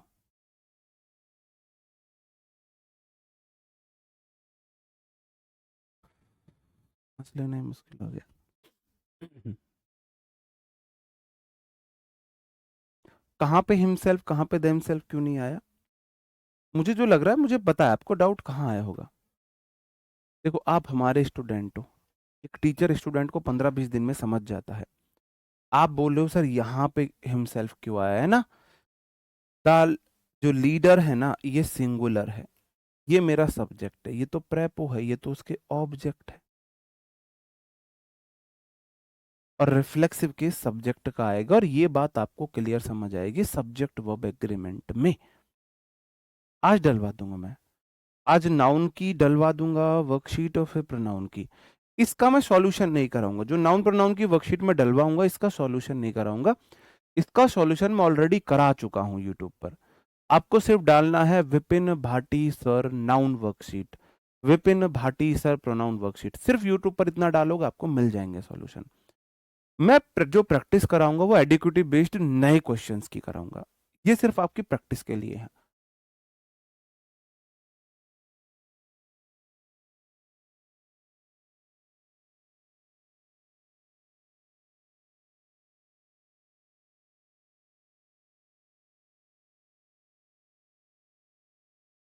We enjoyed very much, when तो कंजंक्शन है भाई साहब, इसको ऑब्जेक्ट नहीं मिला, दे दो ourselves. She is always eager to enjoy, enjoy के बाद हर सेल्फ लगाओ, क्योंकि इन टू के बाद वी वन आती है, एंजॉय वर्ब है, वर्ब को चाहिए ऑब्जेक्ट, एंजॉय को चाहिए ही चाहिए, टू प्रेपो आगे ऑब्जेक्ट नहीं है तो सब्जेक्ट का रिफ्लेक्सिव केस दे देंगे। सब्जेक्ट का रिफ्लेक्सिव केस दे देंगे। ये वाला रूल क्लियर है?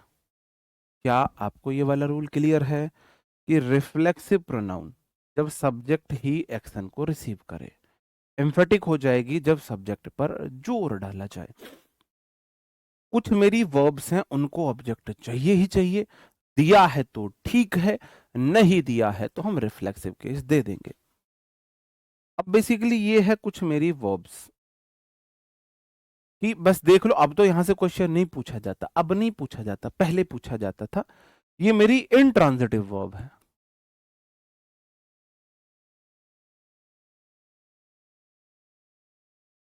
मतलब ये अकर्मक क्रियाएं हैं, अकर्मक क्रियाएं,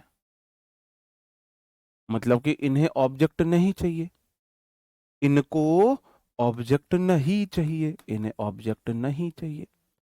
इनके बाद ऑब्जेक्ट आएगा तो रिफ्लेक्सिव केस आएगा तो वो गलत होगा। Keep stop turn qualify bath move rest hide, keep stop turn qualify bath move rest hide, keep stop turn qualify bath move rest hide, ये मेरी ऐसी वर्ब्स होती हैं। कीप मेरी एक इंट्रांजिटिव वर्ब है, इसके साथ कभी भी रिफ्लेक्सिव केस नहीं आता है।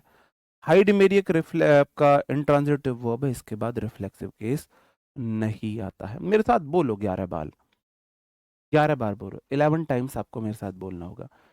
Keep stop turn qualify bath move rest hide, keep stop turn qualify bath move rest hide, keep stop turn qualify bath move rest hide, keep stop turn qualify bath move rest hide, keep stop turn qualify bath move rest hide, keep stop turn qualify bath move rest hide, keep stop turn qualify bath move rest hide, keep stop turn qualify bath move rest hide, keep stop turn qualify bath move rest hide, keep stop turn qualify bath move rest hide, keep stop turn qualify bath move rest hide. 11 बार मैंने बोला। तो ये ऐसी verbs है, इनको object नहीं चाहिए, अगर दे दिया तो गलत है, गलत है। ठीक है। बात एक इंट्रांजिटिव वर्ब है, अकर्मक है, इसे कर्म ऑब्जेक्ट चाहिए ही नहीं, अगर रिफ्लेक्सिव केस तो इसका ऑब्जेक्ट बन गया, इसे चाहिए ही नहीं, इसलिए गलत है, इसलिए गलत है। सिंपल सा है। ठीक है मेरे भाई। ये इंट्रांजिटिव वर्ब है, इन्हें ऑब्जेक्ट चाहिए ही नहीं हो। फास्ट बोल रहे हो, मैं इसलिए फास्ट बोल रहा हूं क्योंकि मैं ये आज से नहीं बोल रहा, ये मैंने आपको वो तरीका बताया। देखो ये, अब देखो ये कुछ वर्ब्स हैं, जब मैं वो वाली पहली वर्ब्स भी बता सकता हूँ आपको, acute, avail, amuse, amends, reconcile, resign, pride, absent, present, exert, ये सब वर्ब है मेरी पहले वाली, क्योंकि ये वर्ब चार्ट थे कुछ, ये स्पेशल केस में आते हैं, तो मैंने इनकी लिस्ट बनाई थी शॉर्ट डायरी, और उस शॉर्ट डायरी का मैं रोज रिवीजन किया करता था। उसी से इंस्पायर होके आप लोगों ने बहुत बोला सर अपनी शॉर्ट डायरी निकालो, शॉर्ट डायरी निकालो, तब फिर मैंने आपके लिए एक ऐसी बुक बनाई कि ये चीजें याद करने वाली हैं। ये रूल सीधे सीधे क्यों ना मैं आपको खुद अपने नोट्स दे दूं। जो मेरी बुक है वो एक प्रकार से मेरे खुद के नोट्स, मेरे नोट्स है। नहीं, क्वालिफाई, अगर क्वालिटी लिखा हुआ है गलत है, मैंने नहीं देखा, क्वालिफाई है। Keep stop turn qualify, quality तो एडजेक्टिव हो जाएगा। ये सारे वर्ब है, सारे वर्ब है। ठीक है, अंडरस्टूड। अब एक चीज और पढ़ना चाहोगे?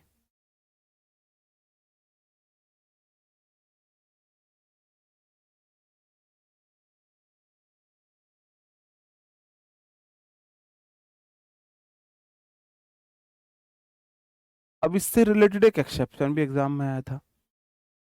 अब एक चीज पढ़ना चाहोगे या नहीं पढ़ना चाहोगे?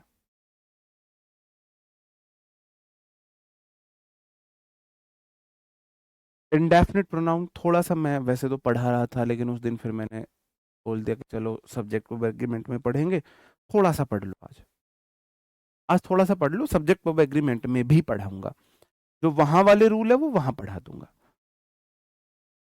Anybody, somebody, everybody, anyone, someone, everyone, anything, something, anything, इसमें नो बडी और नोथिंग और जोड़ लेना, नो बडी और नथिंग, नो बडी और नथिंग, ये मेरे इंडेफिनिट प्रोनाउन होते हैं। इंडेफिनिट मतलब निश्चित नहीं है, मैं निश्चित नहीं हूं मैं किसके बारे में बोल रहा हूं। जी, आज आपने एक बार भी नहीं बोला कि समदन में आई या नहीं। अच्छा, चलो अब बोल देंगे। अब मैंने बोला anybody can raise his hand, कोई भी हाथ उठा सकता है, तो क्या मैंने किसी निश्चित व्यक्ति के लिए बोला? नहीं बोला निश्चित व्यक्ति के लिए। मैंने बोला everyone is capable to achieve his dreams, हर कोई अपने ड्रीम्स को अचीव करने में सक्षम है। तो क्या मैंने किसी इंडिविजुअल को बोला? नहीं।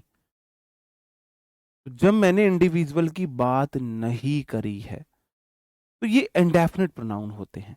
ठीक है, अब इसमें होता क्या है, इसमें देखो जो होते हैं बड़ी वाले या वन वाले, anyone, everyone, no one, someone, everybody, anybody, nobody, somebody, ये आते हैं किसी व्यक्ति के लिए। ठीक है, और वो व्यक्ति कौन होता है? सिंगुलर होता है। क्या होता है? सिंगुलर होता है, एक व्यक्ति के लिए आते हैं। Anybody, everybody, nobody, somebody, anything, everything, sorry, anyone, everyone, no one, someone. अगर मैंने बात कर दी थिंग की, तो थिंग आता है वस्तु के लिए, और ये भी अपने आप में सिंगुलर होता है।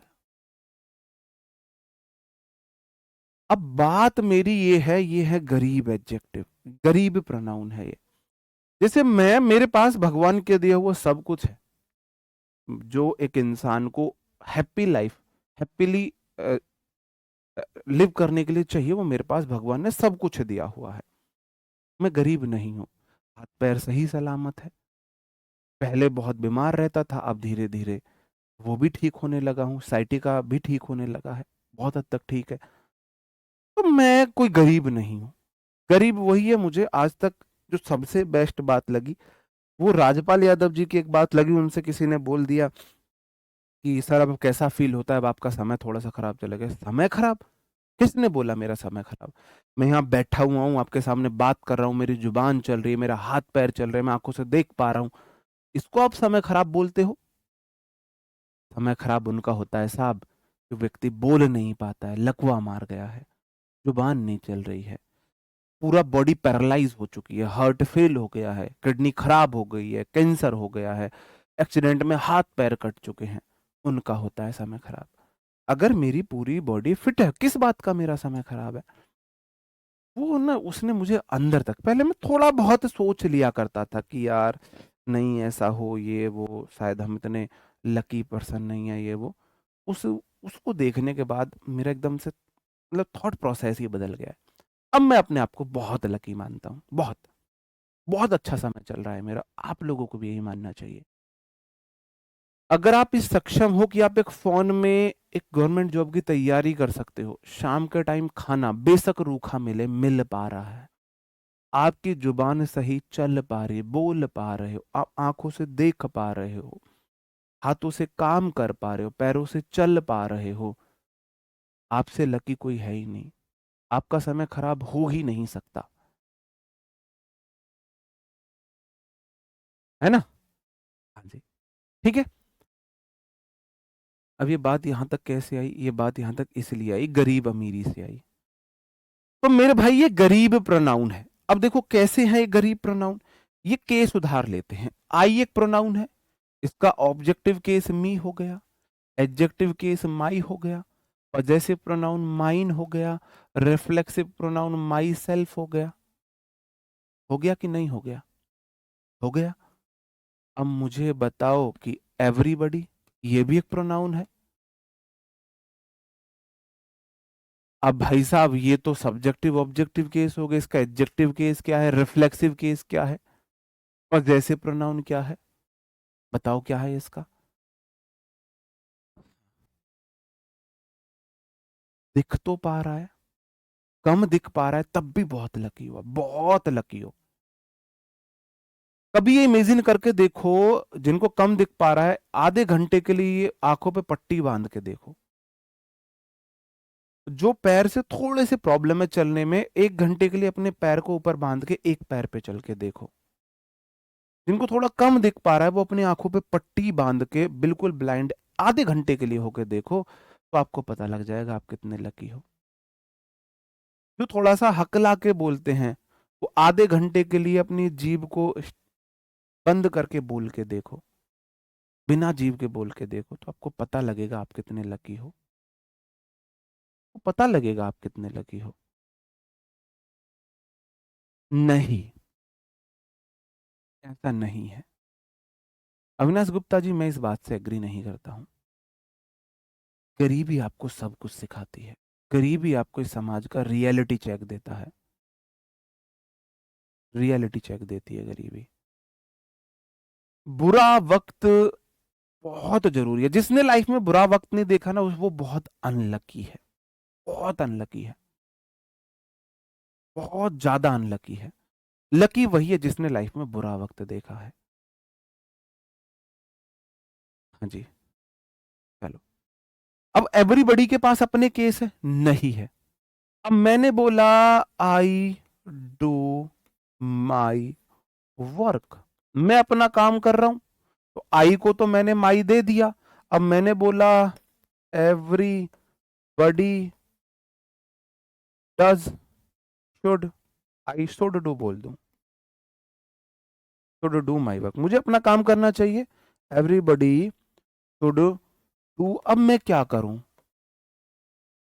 अब मैं क्या करूं? इसको कौन सा केस दूं?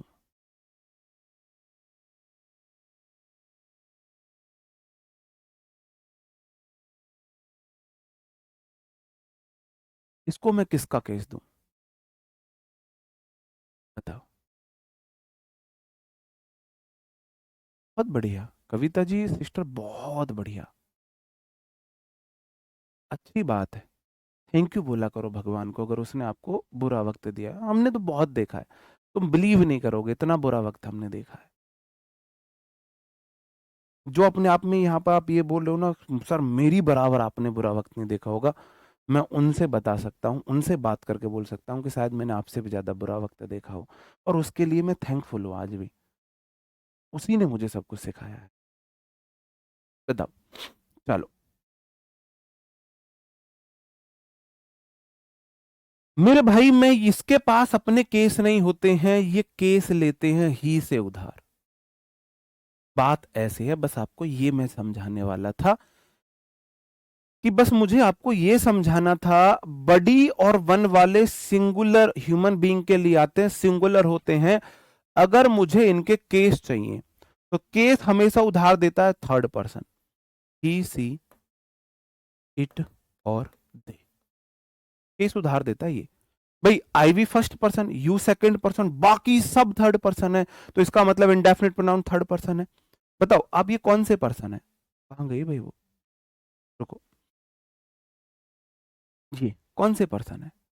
मैंने बोला आई वी फर्स्ट पर्सन है, यू सेकंड पर्सन है, बाकी सब थर्ड पर्सन है, तो इसका मतलब ये सारे थर्ड पर्सन है। तो अगर आपके घर में चीनी खत्म होगी तो आप पड़ोसी से ही तो चीनी मांगोगे, पड़ोसी से चीनी मांगोगे। नमक खत्म हो गया तो पड़ोसी से नमक मांगोगे। तो ऐसे ही ये मेरे सारे थर्ड पर्सन है, I we first person, you second person, बाकी सब थर्ड पर्सन। तो ये वन बड़ी थिंक वाले थर्ड पर्सन से केस मांगेंगे, थर्ड पर्सन से केस मांगेंगे। अब मेरे भाई ये आते हैं ह्यूमन बीइंग के लिए, अब इट तो हो वह निर्जीव के लिए, इट से केस नहीं ले सकते। अब ये होते हैं सिंगुलर, दे है प्लूरल, ये दे से भी केस नहीं ले सकते।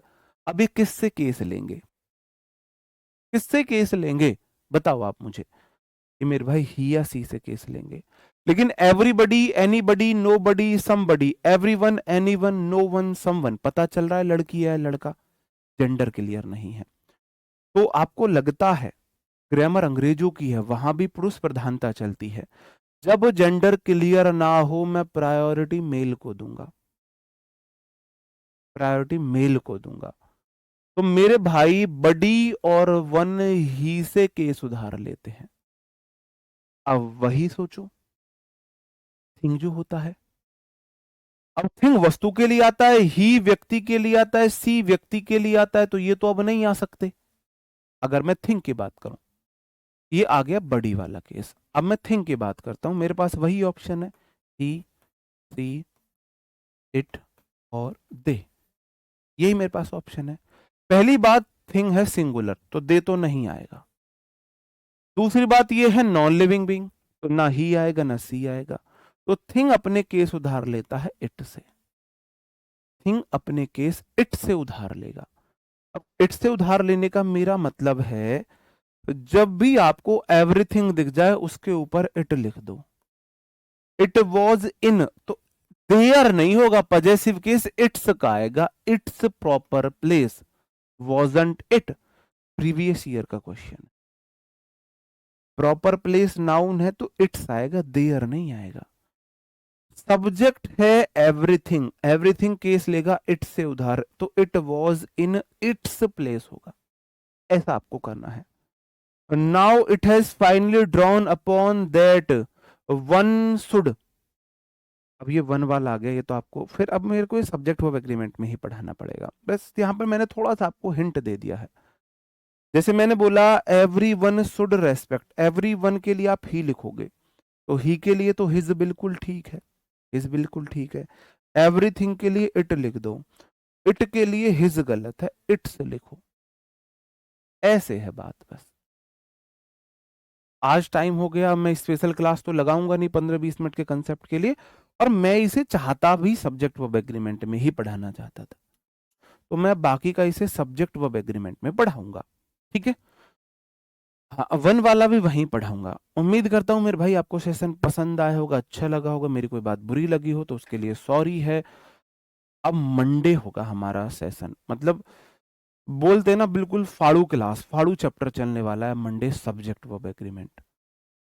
इंग्लिश को समझने के लिए उससे इंपॉर्टेंट चैप्टर कुछ है ही नहीं, एक सब्जेक्ट वर्ब एग्रीमेंट और एक टेंस, और दोनों ही आपको ऐसे अंदाज में पढ़ाऊंगा कि आप याद रखोगे कि किसी टीचर ने तुम्हें पढ़ाई है इंग्लिश। नाउन के जो डाउट हैं, अगर वो सारे डाउट सब्जेक्ट वर्ब एग्रीमेंट में क्लियर ना हो जाएं, प्रोनाउन के जो डाउट हैं अगर वो सारे डाउट सब्जेक्ट वर्ब एग्रीमेंट में क्लियर ना हो जाए, तो कहना। नाउन प्रोनाउन का सारा रिवीजन सब्जेक्ट वर्ब एग्रीमेंट में ना करा दूं तो बोलना। अब कैसे पढ़नी है grammar book, revision, subject verb agreement कराते ही फिर आपको अपना रिवीजन शुरू करना है। ठीक है, अब मैं चाह रहा हूं अभी आपको, मैं तो खुद चाह रहा हूं वर्कशीट ना भी दूं नाउन और प्रोनाउन की, क्योंकि सब्जेक्ट वर्ब एग्रीमेंट के बाद आप क्वेश्चंस कर पाओगे, क्वेश्चन करना आप तब सीखोगे। क्लास हमारी यहाँ पर खत्म होती है। अब जिसको जाना है जा सकता है, जिसके अब अपने पर्सनल डाउट है, जैसे लव गौतम जी है, पर्सनल डाउट के लिए मैं लास्ट की 5 मिनट रखता हूं। अब आप मेरे से अपने मतलब पढ़ाई से रिलेटेड डाउट पूछ सकते हो, फिर पूरी क्लास डिस्टर्ब होती है, तो जो जाना चाहता है जा सकता है। बिल्कुल, अब पूछ सकते हो।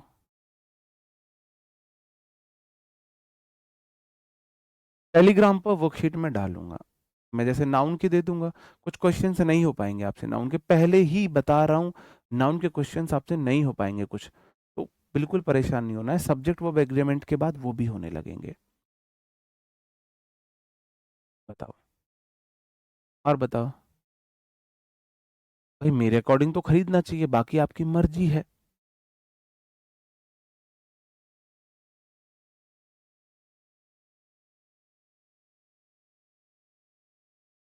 पौधे में से 2 ठीक हुए हैं, बहुत कम ठीक हुए हैं। हाँ, बुक में एक आध टाइपिंग मिस्टेक हो सकती है, एग्जाम्पल और कंसेप्ट में मिस्टेक नहीं होगी, या तो एग्जाम्पल में मिस्टेक हो सकती है टाइपिंग में। बताओ, एवरीबडी सिंगुलर होता है, एवरीवन सिंगुलर होता है, बडी वन सब सिंगुलर होते हैं। सुमित जी, मैं पर्सनली किसी टीचर के बारे में कुछ नहीं बोलना चाहता हूँ, पर्सनली नहीं बोलना चाहता हूँ, सॉरी। मैं उस लायक हूं भी नहीं कि मैं किसी टीचर को पर्सनली जज कर सकूं। बताओ, और बताओ। सीजीएल में भी काफी वक्त लगेगा, बहुत पढ़ना पड़ेगा, एग्जाम निकालने के लिए बहुत पढ़ना पड़ेगा। सब दिया हुआ है। डेमोन्स्ट्रेटिव प्रोनाउन वो एडजेक्टिव के साथ पढ़ाता हूं मैं।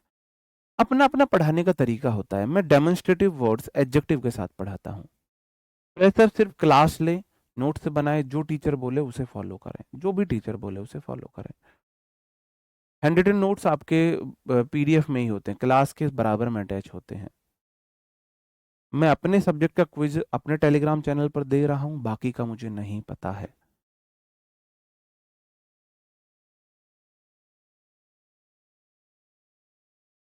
बताओ। सब बढ़िया है। हमसे, मेरे से तो सब बढ़िया है, ये मान लो बस। मैं यही बोलूंगा। नहीं, सैटरडे संडे आपकी क्लास नहीं होती, आपको रिवीजन करना होता है। Linking verb is am are was verb, और बी के बाद अगर कोई नाउन या एडजेक्टिव आए तो वहां पर is am are was verb linking verb है। Is am are was verb के बाद अगर आईएनजी या वी थ्री आए तो वहां पर is am are was verb helping verb है। बताओ। और बताओ, कितनी बार टेलीग्राम में पीडीएफ डालूं मैं, सॉरी। एबीसीडी तो आपको आती होंगी, ऐसा तो नहीं है बिल्कुल नहीं आती। चलो, अब आपका कोई भी रेलिवेंट क्वेश्चन नहीं मुझे नजर आ रहा है, तो अब हम क्लास को यहाँ पे खत्म करते हैं। ठीक है मेरे भाई, मिलते हैं आपसे मंडे, नए चैप्टर, नई शुरुआत, सब्जेक्ट वर्ब एग्रीमेंट के साथ। अब तक आपकी क्लासेस रह गई हैं, वो सारी जरूर देख लेना। तो तब तक के लिए अपना ख्याल रखें, पढ़ते रहे। Bye bye, thank you, take care, जय हिंद दोस्तों।